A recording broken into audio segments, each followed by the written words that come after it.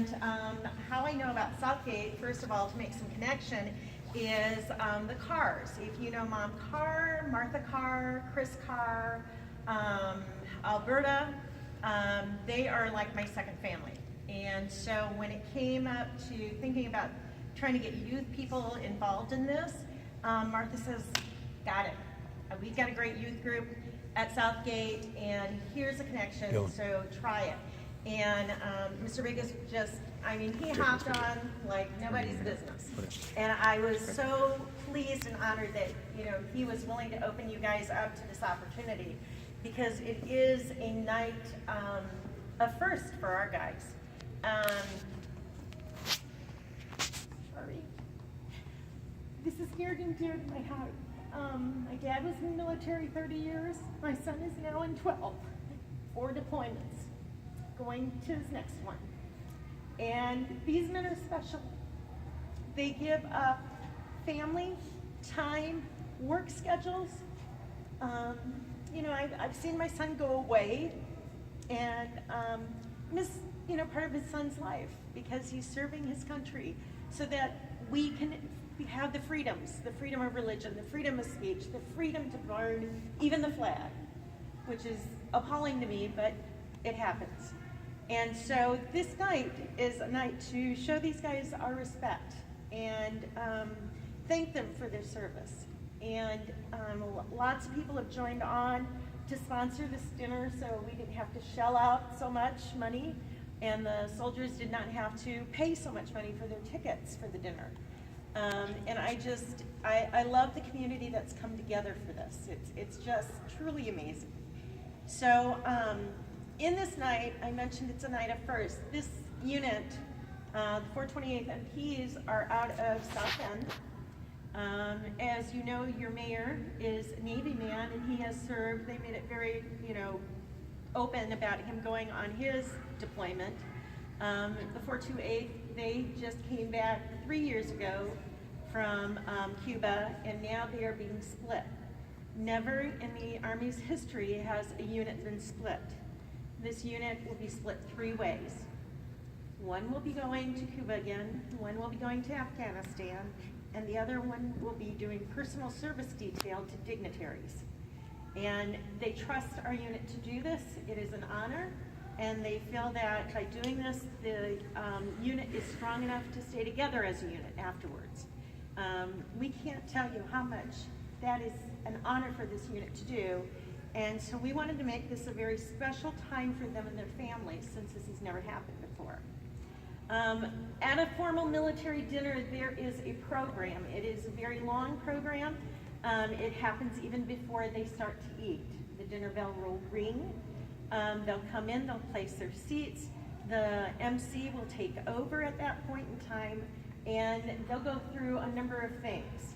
At one point, for you guys, that's a place that you and the caterers will kind of be checking the meal.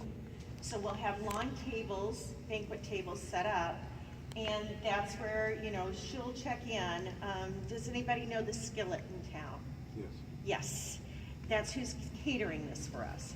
And so Deb and her crew will be there, but you're going to be helping her. And if she needs any help, you know, please step up to the plate. If you see something needs to be done, check with her, ask her, help her, okay? We are so looking forward to that extra little assistance for her, and so is she, because this is a huge, busy time of year for her. Once the MC is done, he will ring the dinner bell, and that's when the soldiers will go. Plates will not be set on the tables. What will be set is actually just the napkin and the silverware service. The silverware service, typically this is a formal silverware service for a formal dinner. We don't have soup, so we can take away the soup spoon. We do have dessert. We don't have ice cream, so we can now take the ice cream spoon away and leave the service here.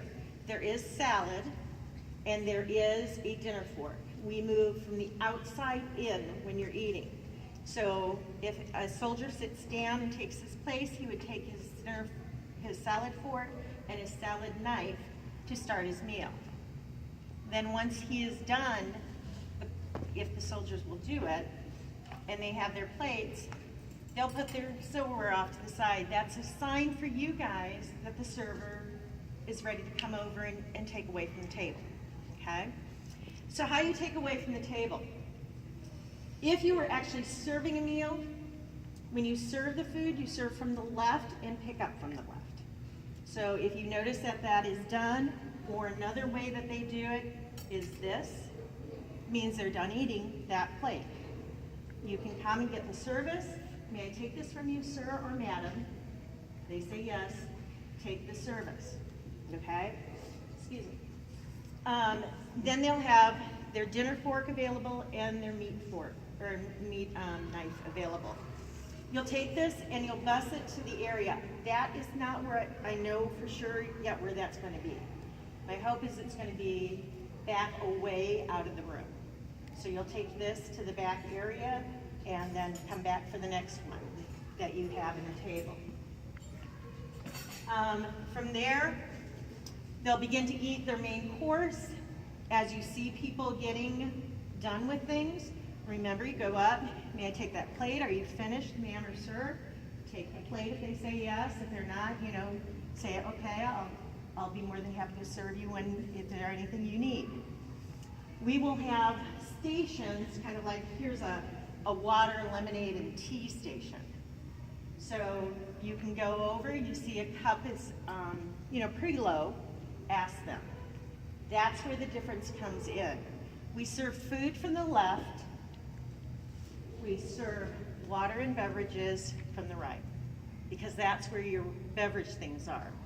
Your cups are on the right, your wine, your water, and if there's a cordial, which is a liqueur, that would be here as well, all right? So you would come over on this side. May I fill your cup? Yes. You've got your pitcher of water. Pick it up, pour it, put it back down, walk away, okay? If you see other people, please go around the table and see what other people need. Because we've got 2, 4, 6, 8, 10, 12, 14, 16, 18, 20, that means there will be one server posted to each table if you're all there the night, and I hope you are, because that's kind of what I'm counting on. And that way, it's much easier for you guys. There'll be 3 or 4 stations for the water and the tea and the lemonade. There is alcohol being served, so if your parents, you want to let them know that, because if it is an issue for you, then I have no problem with you stepping away. But there is alcohol that's served. They will not serve the alcohol, though, correct? No, they have no touching of the alcohol. And they will, our guys will know that you are underage and can't do that. There's 2 special places we have where beer and wine cannot be served by Army rules in the same room that the eating is done. So for instance, this is our dining hall. If they have to get a drink, they have to go to the specific area, okay? Same with the liquor, it can't be mixed in with the wine based on Army rules, so we have another room that's the mixed drink room kind of thing, all right?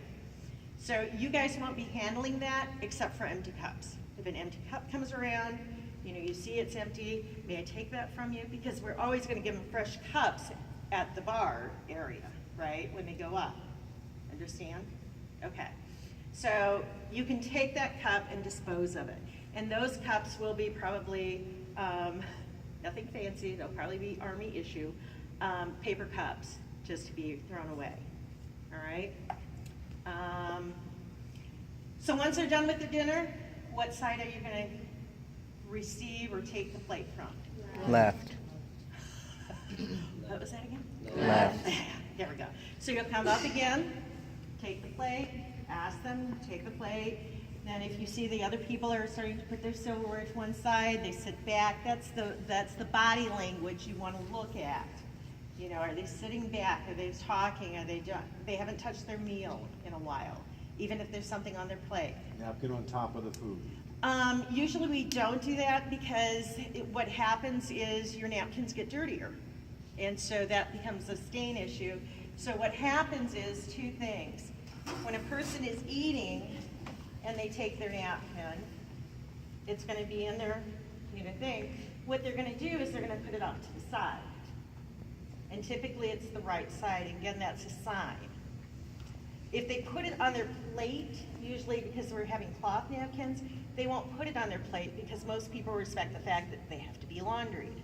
And depending on what kind of food you're eating, like let's say beets in your salad. Yeah, think about how it would stain, right? So they respect that fact, and instead they put it to the right, okay? So just be aware of that. If it was a paper situation, you know, that you were getting paper napkins, yeah, people, because that doesn't matter, right? We're gonna get rid of it, it's gonna be trash. Napkins and the like, once you pick up the food, leave the napkin. Because you don't take the napkin away, because what comes after the meal? Dessert, right. So what happens here is two things. Depending on how busy the server is, you can ask them, you know, we do have a dessert tonight, here's our list of desserts. And you'll see them out on the table. I think they're apple pie, cherry pie, carrot cake, yeah, get your saliva going here. Chocolate cake, cream pies, you know, we have a nice selection for them. And so you could ask them, would you like me to get your dessert? Most of our guys are gonna do it themselves. They're not gonna have you get it for them. But maybe you're gonna come across head table people where you're going to serve your dignitaries and head table people more. You know, maybe get you your dessert if you're finished with dinner. Yes, I'd like an apple pie, okay? So go back and get the apple pie, bring it to them, serve them again from that left side. Here, madame, or sir, here's your apple pie, okay? Other things, what will happen is after the dinner bell rings, and there'll be a section of time given in the program where people are just gonna kind of relax from the dinner, and the program's gonna pick back up. We wanna try to have all the dirty dishes and utensils picked up as soon as possible, okay? So that way they can move through their program. There's something called a grog, and it's an Army tradition, and some other traditions that are gonna come in. And before the night begins, we all can sit down and kind of go through that program so you've got a better understanding of timing. Right now that program hasn't been given to me, but I know those things are in the planning and in the works. Will they be serving during those programs as well? For some of them they might be. I have to check what First Sergeant wants. Typical, so the program, their work will begin at what time? At dinner. And At you the know what dinner time bell. that is? I would imagine we're to have dinner out on the buffet about 6. By the time they run through the first section of the program kind of thing, it'd be 6:15 at the Okay, and latest. then how long would you expect, so we could tell their parents that they would be serving? I would say they would probably be done for sure. They eat 6:15 to 7:15, 7:15. I would imagine you'd be done somewhere between 7:30 and 8 o'clock. Okay? Because they want to roll. They don't want to, and you'll see that as the night goes on. They don't direct their feet when it comes to the program. So another thing you want to make sure of is when you are serving at a table, this may sound kind of prejudicial, but two things. You want to look for the highest ranking person there. Now for you guys, that might be hard to look at, but here's what you're going to see. The highest ranking person at a table is probably going to be somewhere in a sergeant. And a sergeant kind of has this shape, comes down, and then curves at the bottom, and then has another curve at the bottom, and then you have another curve at the bottom, okay? The more the curves, the higher the rank, okay? So if you see that, if you see kind of an upside down teardrop looking thing on a uniform, then that's going to denote a specialist, and they're lower than a sergeant. If you see bars, either silver or gold bars, that's going to tell you it's a lieutenant or captain, and they're the highest right now in our unit, okay? Anybody else that you might possibly would see would be a sergeant major or a brigadier general, that's a possibility, but they'd be at the head table only, okay? Because there are dignitaries who would be invited. So around the table, you'll just kind of look at their epaulets and see what you see on it, okay? That's your indication. Yep. Is there a difference between the silver and gold? Is one higher than the other, or is just? Yeah, gold is your captain, your silvers are your lieutenants, your first and second lieutenants coming in. So, and we have a lot of first lieutenants. I mean, for a unit, we've got 5 first lieutenants. We've never had that before.